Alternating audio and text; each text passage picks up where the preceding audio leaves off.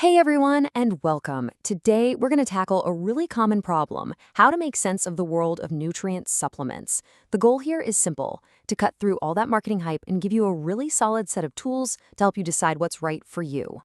You know that feeling, right? You walk into a health store or you're just scrolling online and you're hit with this wall of bottles. All of them are promising incredible results. And honestly, it's kind of designed to be confusing. But what if you had a simple mental toolkit that let you navigate all of that with complete confidence? Well, that's exactly what we're going to build today.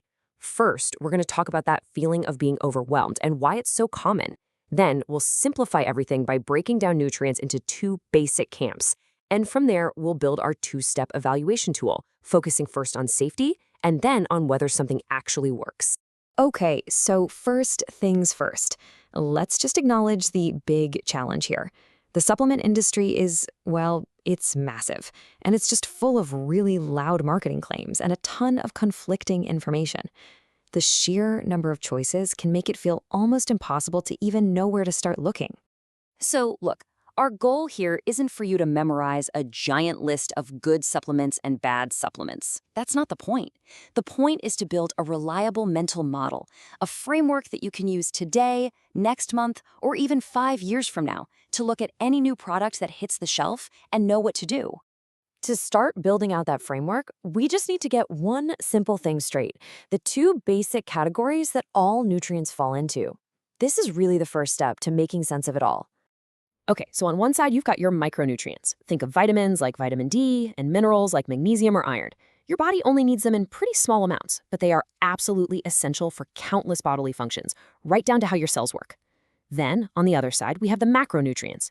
These are the big players, protein, fats, and carbohydrates. Your body needs a lot more of these for energy and for the actual building blocks of your body like muscle.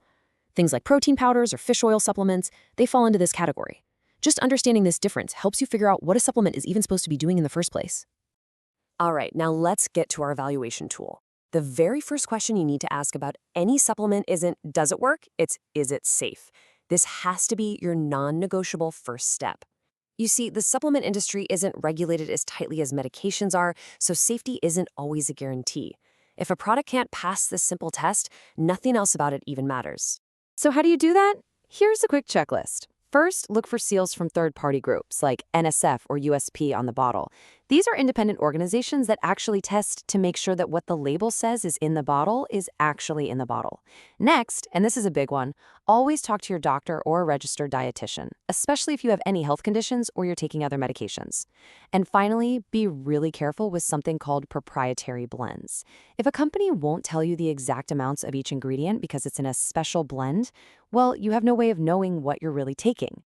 So once a supplement has passed the safety filter, and only after it passes, we can move on to the second question. Is it actually effective? This is where we start to really test all those marketing claims and look for some real solid evidence. Here's how you can kind of think like a scientist when you're looking at a supplement. First, what is the specific claim? Is it for something vague, like more energy? Or is it for something measurable, like improving iron levels? Vague claims are a huge red flag. Then you've got to look for high-quality studies on humans. And here's a key detail. Does the dose in the bottle actually match the dose they used in the studies that showed it worked? And finally, you have to ask yourself, does that research even apply to someone like me? You know, what works for a pro athlete might not do a thing for you. So let's pull all of this together into one simple but really powerful tool. And that's it. It really is that straightforward.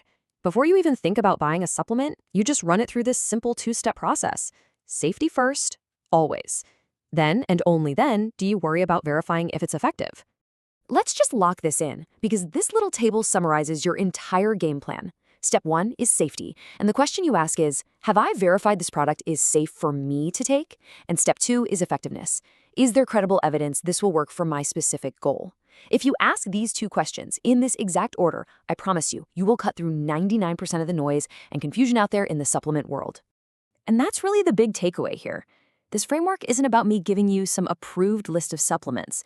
It's about giving you the tools so you can decide for yourself. Taking control of your own health choices really just starts with learning how to ask the right questions.